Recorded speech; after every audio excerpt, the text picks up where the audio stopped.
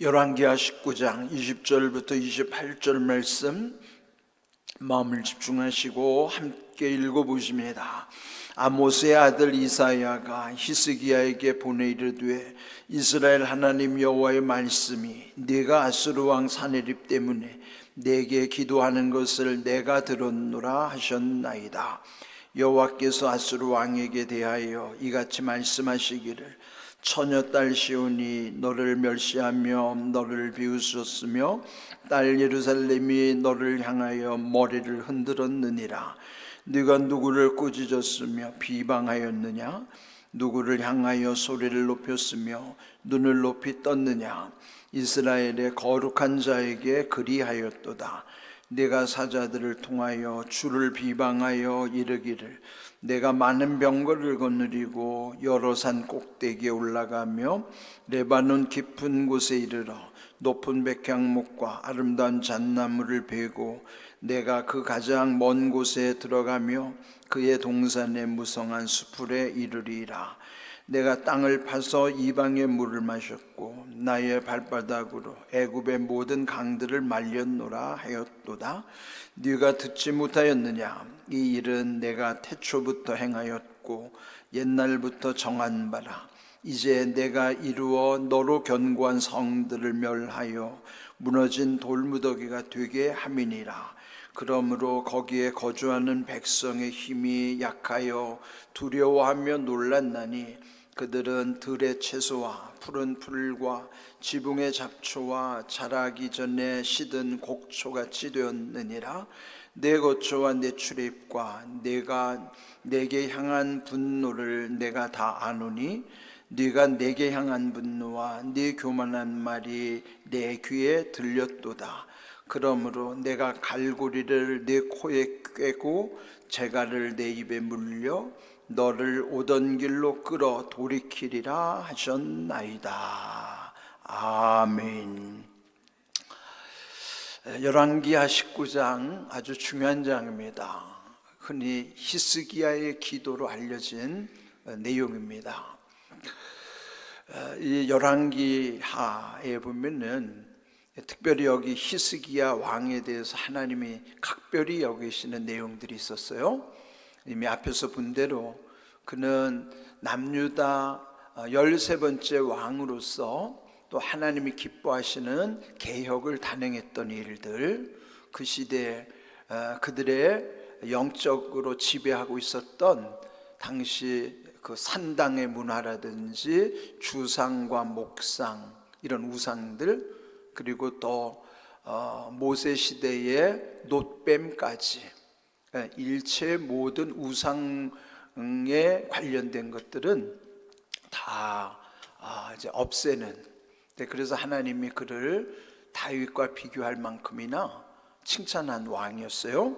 그렇지만은 또 정치적으로는 북쪽에 아수르 제국의 침략을 당함으로써 많은 두려움, 공포 가운데 또 위기를 겪게 되는 것이죠. 그래서 그가 하나님 앞에서 귀한 일을 했음에도 불구하고 또 국가적인 위기 속에서는 한없이 연약한 모습을 보였던 것이죠. 근데 그가 다시 회복되게 된 계기는 또 하나님 앞에 철저하게 회개하면서, 그리고 또 왕의 옷을 벗고 왕의 옷을 찢었다고 그랬죠. 그 옷을 찢고 베옷을 두른 다음 성전에 들어가서 하나님께 기도하고, 또 당시 아주 위대한 선지자인 이사야 선지자에게 사람을 보내서 또 함께 중보자로서의 역할을 해주기를, 그래서 결국 하나님은 이사야 선지자를 통해서 이 히스기야의 기도에 응답하시는 내용입니다. 지난 시간에 보았던 히스기야의 기도란 거기 이제 15절부터 19절에 나오죠. 그런데 그 16절 이제 구체적인 기도 내용을 보면은 여호와여 귀를 기울여 들으소서, 또 여호와여 눈을 떠서 보시옵소서, 그리고 19절에 그의 손에서 우리를 구원하옵소서. 히스기야의 기도는요, 들으소서, 보소서, 구원하소서, 이 세 가지 내용이에요. 근데 오늘 이 본문에 보면은 그 히스기야의 기도를 하나님께서 응답하셨다 하는 내용이죠. 어제 내용은 히스기야의 기도라면 오늘 본문은 하나님께서 주시는 응답이에요. 그래서 기도라고 하는 것을 우리가 늘 표현할 때 보면 기도가 답입니다, 그렇게 말하죠. 기도가 답이죠. 근데 그 답은 무슨 답이에요? 정답도 해답도 아닌 응답이에요. 기도가 답이라는 때 그 답은 기도 가운데 하나님 주시는 응답이란 말이에요. 답 중에 최고의 답은 하나님이 주시는 응답이에요. 아무리 우리가 답을 찾으려고 해도 답이 없어서 답답하기만 하지, 답 중에 최고의 답은요, 정답도 아니고 답 중에 최고의 답은 응답이에요. 오늘 주신 이 말씀을 보면은 응답했다는 내용이 20절에 나오죠. 아모스의 아들 이사야가 히스기야에게 보내 이르되, 히스기야에게 하나님이 주신 응답을 이제 사람을 통해서 전하는 거예요. 이스라엘 하나님 여호와의 말씀이 네가 아수르 왕 사네립 때문에 내게 기도하는 것을 내가 들었노라. 기도를 들었다는 거예요. 오늘 제목을 그래서 기도를 들었노라.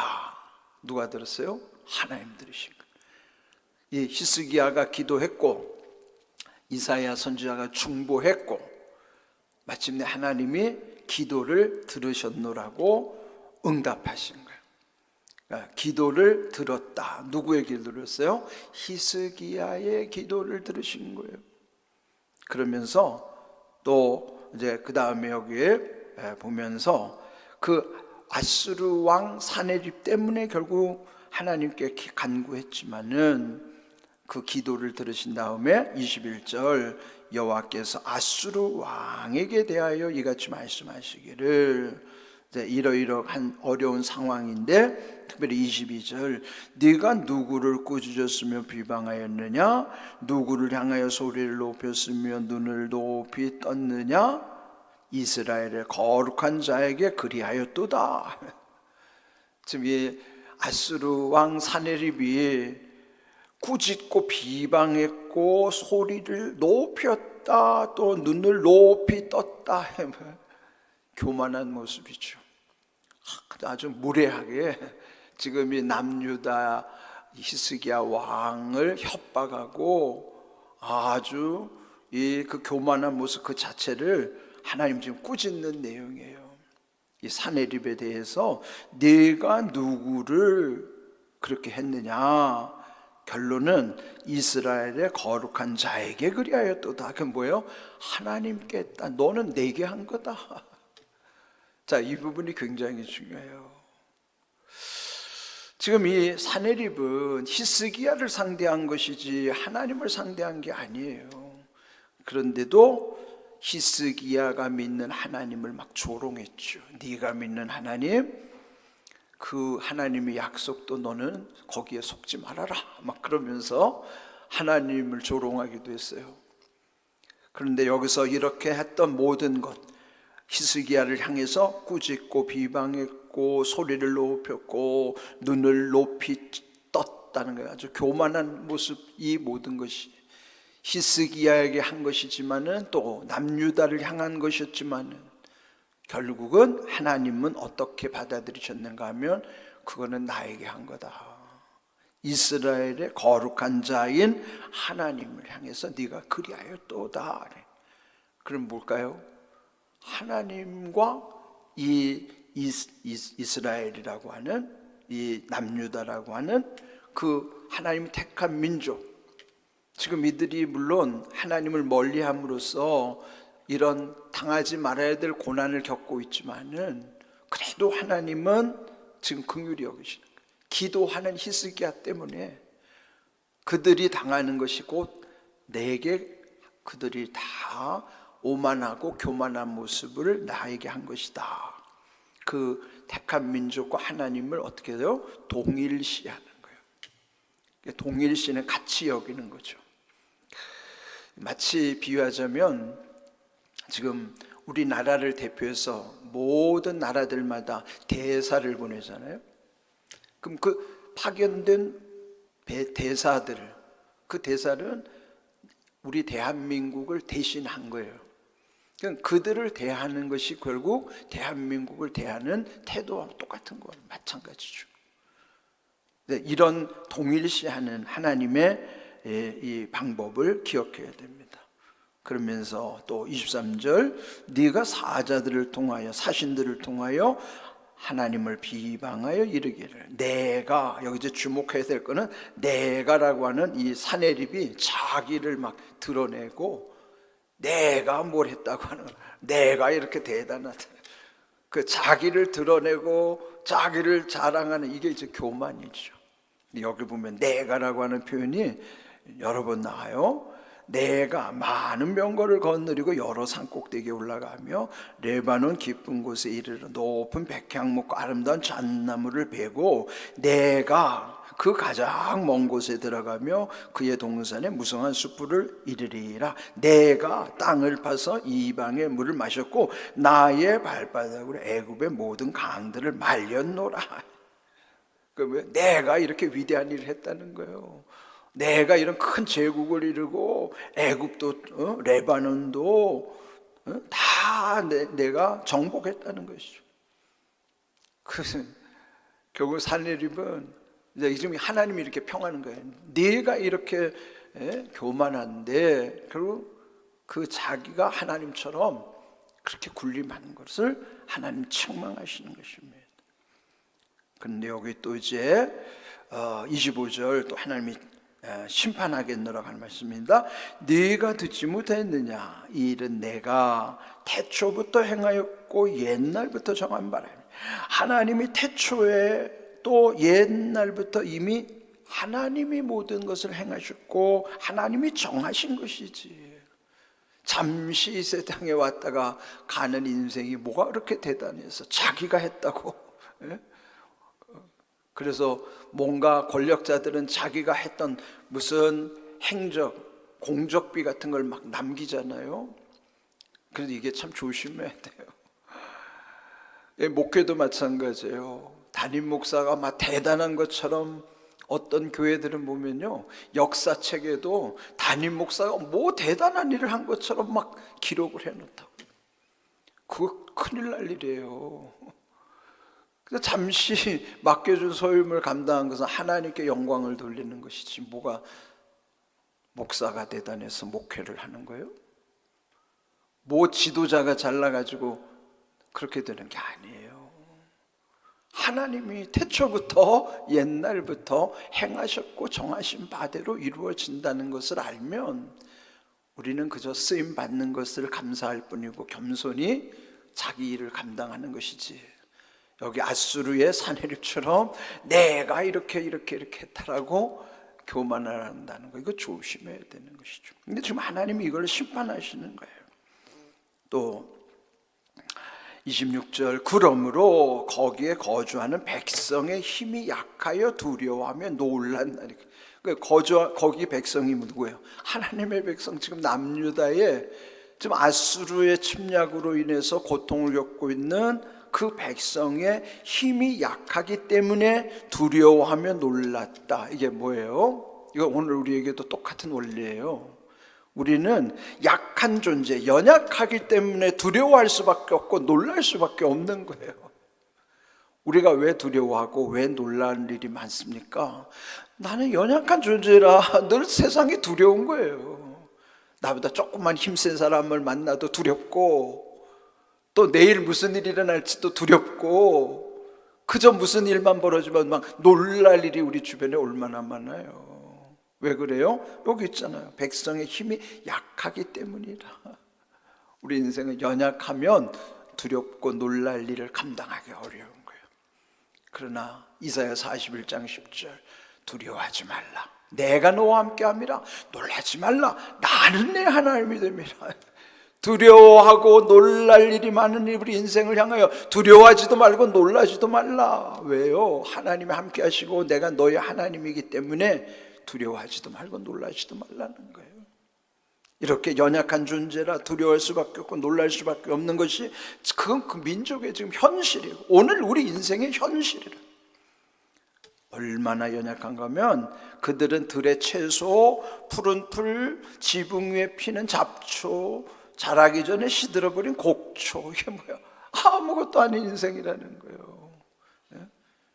인생은 그저 풀과 같을 뿐이라는 거예요. 이렇게 연약한 존재예요. 그런데 여기 이제 27절, 네 거처와 네 출입과 네가 내게 향한 분노를 내가 다 아노니, 하나님 다 알고 계시는 거죠. 히스기야가 기도한 대로 들으소서 보소서 구원하소서 한 대로 히스기야의 기도에 응답해 하나님이 히스기야의 기도를 들으셨고 사네립의 그 오만하고 교만한 걸 보고 계셨고, 그래서 결국은 행하시는 거예요. 구원하소서, 결국 그들을 심판하는 거예요. 이미 앞에서 히스기야의 기도 세 가지, 들으소서 보소서 구원하소서, 그대로 지금 히스기야의 기도를 들으셨고 사네립의 교만을 보셨고 마침내 그들을 구원하셨고, 세 가지 기도가 다 응답된 거예요. 하나님이 그렇게 심판을 하면서 28절, 네가 내게 향한 분노, 네 교만한 말 내 귀에 들렸도다. 그러므로 내가 갈고리를 내 코에 꿰고 재갈을 내 입에 물려 너를 오던 길로 끌어 돌이키리라. 하나님이 심판하시는 거죠. 여기에 내게 향한 분노, 너의 교만한 말 내가 다 들었다. 지금 이게 처음 말씀드린 것처럼 히스기야에게 행한 것이 결국 하나님은 너가 나에게 행한 거다, 동일시한 거예요. 이게 여기 다 들으셨다고 그랬잖아요. 민수기 14장 28절 말씀처럼 너희 말이 내 귀에 들린 대로 내가 그대로 행할 거다. 그래서 말 조심해야 돼. 그 다음에 여기 지금 히스기야에 행한 것이 하나님께 행한 거라고 한 것처럼 예수님도 이와 비슷한 비유의 말씀을 하셔요. 그는 말셋 마지막 때에 심판에 대한 장면을 말씀하시는 거예요. 예수님이 마지막 때는 양과 염소로 구분된다는 거예요. 그리고 그 심판 때 앞에는 양은 오른쪽에 염소는 왼쪽에 두신다는 거죠. 그리고 이 오른편의 양무리들에게 말하기를 너희는 내가 굶주렸을 때 먹을 것을 주었고 목이 마를 때 마실 것을 주었으며 나그네 되었을 때 나를 영접했고 헐벗을 때 옷을 입혀주었고 또 병들었을 때 돌보아 주었고 옥에 갇혔을 때에 찾아와 주었느니라. 그때는 이 오른편에 있는 양무리들이 우리가 언제 죽게 그리하였나이까? 자기들이 한 게 기억이 안 나는 거예요. 그런데 그때 이렇게 예수님 말씀하시는 거예요. 우리 자막을 한번 볼까요? 마태복음 25장 40절 예수님이 이렇게 말씀하십니다. 같이 읽어요. 임금이 대답하여 이르시되 내가 진실로 너희에게 이르노니 너희가 여기 내 형제 중에 지극히 작은 자 하나에게 한 것이 곧 내게 한 것이니라. 뭐예요? 동일시하는 거예요. 주님께 한 적 없어요. 그러나 말씀하신 대로 굶주린 자, 또 목마른 자, 그리고 병든 자, 옥에 갇힌 자, 나그네, 그냥 그런 일을 한 거예요. 죽게 한 게 아니죠. 그들에게 한 거예요. 그런데 예수님은 내게 했다고 말씀하시는 거예요. 그들은 기억이 없어요. 그러나 지극히 작은 자 하나에게 한 것이 곧 나에게 한 거다. 동일시한 거예요. 그래서 여러분 함부로 대하면 안 돼요, 사람을. 그 사람에게 한 게고 하나님께 한 것과 동일시한다니까요. 이들이 하나님께 한 게 아니에요. 사람에게 한 것을 예수님은 나에게 한 거다. 그러면서 이 왼편에 있는 자들에게 너희가 나에게 하지 않았다. 그런데 우리가 언제 주님께 안 했습니까? 그러니까 여기 똑같이 말해요. 지극히 작은 자 하나에게 하지 않은 것이 곧 나에게 하지 않은 것이다. 그는 뭐예요? 예수님이 항상 사람에게 행한 것과 주님께 행한 것을 똑같이 보시는 거예요. 그래서 여러분, 우리가 사람을 불쌍히 여기는 것이 하나님이 기뻐하시는 거란 말이죠. 그래서 바울도 골로새서 3장 23절 이렇게 권면하는 거예요. 같이 읽어보면, 무슨 일을 하든지 마음을 다하여 주께 하듯 하고 사람에게 하듯 하지 말라. 이게 기독교인의 마음가짐이고 태도가 되어야 된다 이 말이에요. 하나님이 보이지 않아요. 보이는 형제들에게 하는 것이 보이지 않는 하나님께 하는 거란 말이죠.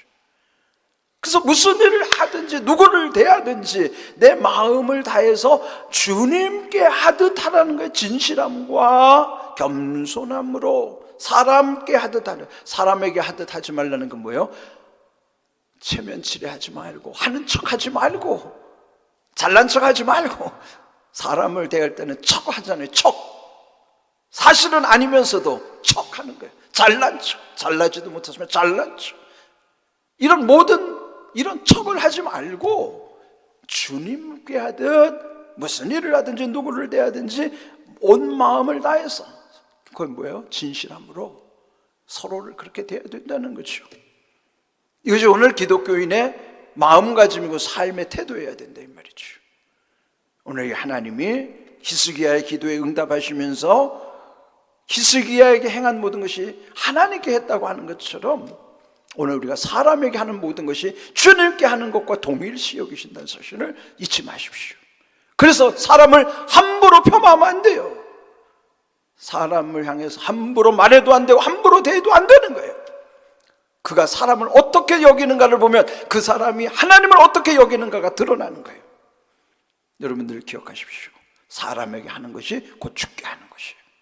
주님이 지극히 작은 자 하나와 예수님 자신을 동일시하고 있다는 것. 그래서 우리 교회가 늘 지극히 작은 한 사람을 사랑함으로부터 모든 일을 이루고자 하는 것이죠. 이런 귀한 은혜를 늘 기억하시기를 주님의 이름으로 축복합니다. 아멘.